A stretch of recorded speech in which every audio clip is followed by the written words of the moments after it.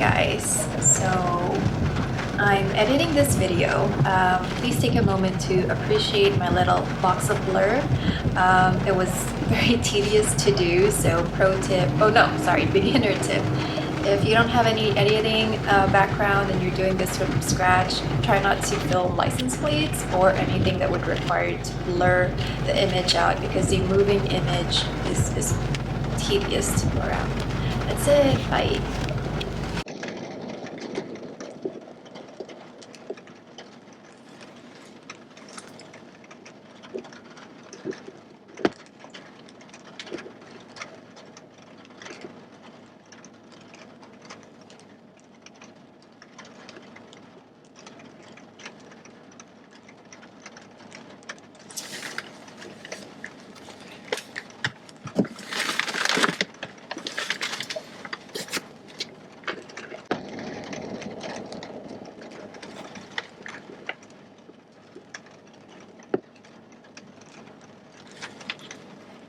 Hi everyone.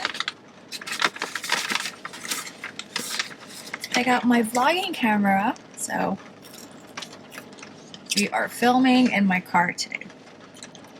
I just got back from McDonald's. It's a rainy day on Guam. I'm not sure if you guys could see. Let me see. So today I'm going to share my experience working for a bank.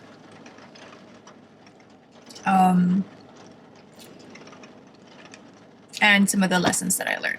So I was hired at this bank after my job at the computer store. How did I find it? I think I saw an ad on the newspaper as well.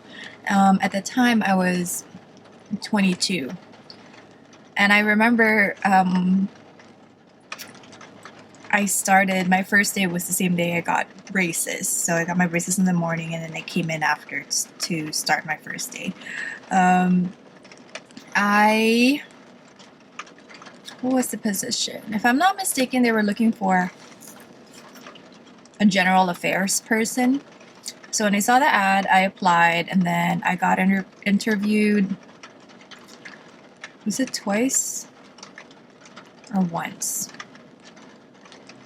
I think I got interviewed once. So it was with the general manager, the deputy manager, and the manager of the bank. I got hired. I was hired a month before I turned 23. I started as a general affairs. The general affairs person. So general affairs is basically in charge of running the office. Basically, you deal with vendors. You make sure the Xerox machine supplies are there. Your stamp postal machine is working. What else? Anything that has to do with vendors, anything that has to do with keeping the office running, you deal with. Contracts with landlords for the office rent. What else? Errands.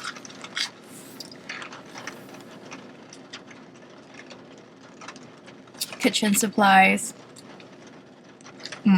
Lounge supplies. Anything that has to do with the office.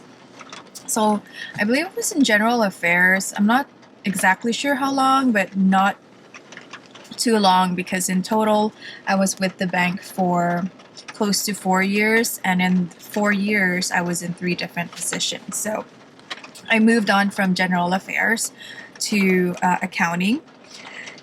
And at the time at the bank that I worked for, everything was done manually. So a majority of the things we do was manually. So every day you would close out the books and you would have your debit and your credit slips. And you would stamp the accounts on the debit and credit slips, and then you will fill it out and you would calculate the balances. So it'll be like a long couple debit slips and quite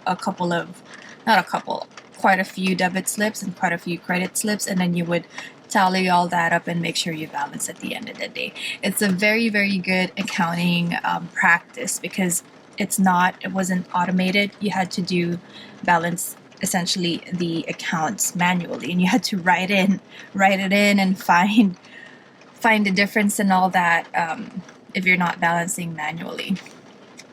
So that was really great training for me accounting wise. Because you get to see the background accounting. If you're using QuickBooks, you don't have any other accounting background, you were just taught how to use and how to input things, it's very likely that you won't really know how the background accounting works. But working at this bank and having to do the accounting manually, the bookkeeping manually, it helped a lot. And then after that, I was moved to the loan department. I was a junior loan officer for, I don't remember how long I was at each position anymore, but as a junior loan officer, I did personal loans, and I also did mortgage loans. So I reviewed appraisal reports. I actually went out to the properties with the appraiser to look at the property, and with my bosses. I took pictures. I wrote up reports. I looked at people's finances. I reviewed business profit and loss and balance sheets reports. I really, really got to learn a lot about, financial reports and all that at this job. And I guess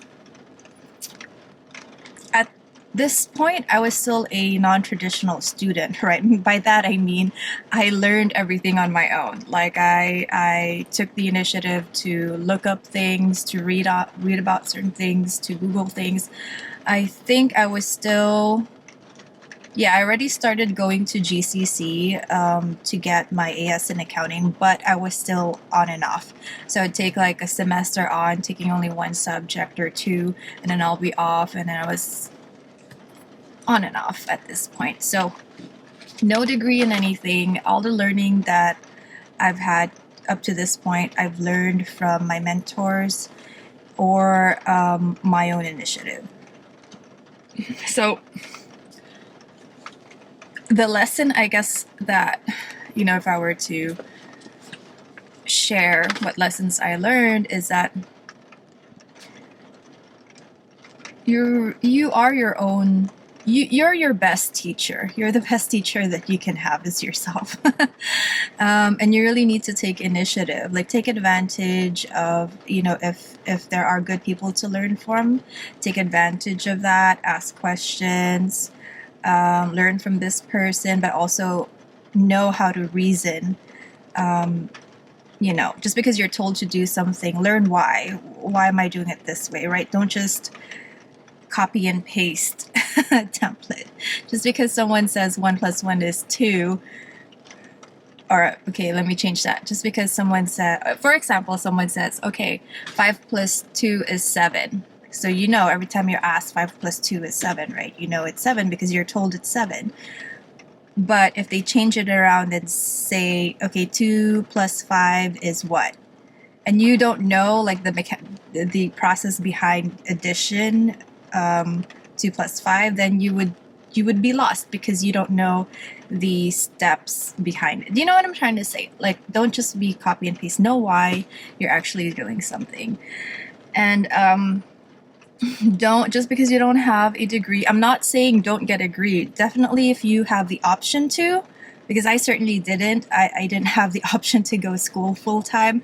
So I have nothing against people that go to school full-time and get that first before they enter the workforce. Absolutely. If it's an option to you, go ahead and do it, because it will help greatly when you're trying to move forward. Some companies, they won't let you move up without a bachelor's degree, right? So definitely, or even like masters. So if you have the option to go to school and get a degree, go ahead and do that, definitely. But for those that don't have that option, don't let your lack of degree or lack of traditional schooling after high school affect what you go after. You can teach yourself, especially, I mean, back then, this was like what? This was more than 10 years ago. So now it's even a lot easier to teach yourself things, right? You have the internet, YouTube, Guru YouTube. So learn things. You just really have to take initiative and be resourceful. Don't let your lack of traditional schooling stop you from going for the jobs that you think is only for people with degrees. Employers see that. I think you also need to trust that if you're good at what you do and you show that you have a growth mindset and you're willing to learn, they will see that. They will see that, and they will value that. So at this bank, I met my second mentor in my career, and we still keep in touch to this day. We catch up once in a while. She's a good friend of mine. I consider her a good friend, and will forever, treasure that experience that I had with her and for this bank that I worked at, because I learned a lot. But also, another lesson is mind your own business. I think I was pretty good at keeping to myself, and I was pretty good at not getting involved in or not getting distracted with other things. I just minded my own business, and tried to learn things that I didn't know how to do or didn't know of. Appraisal reports, financials, all that. Like I did up my own. I taught myself how to do all that. I did my own research and everything. And of course, I asked also my mentor about. I asked her a lot. I asked a lot of questions. What else?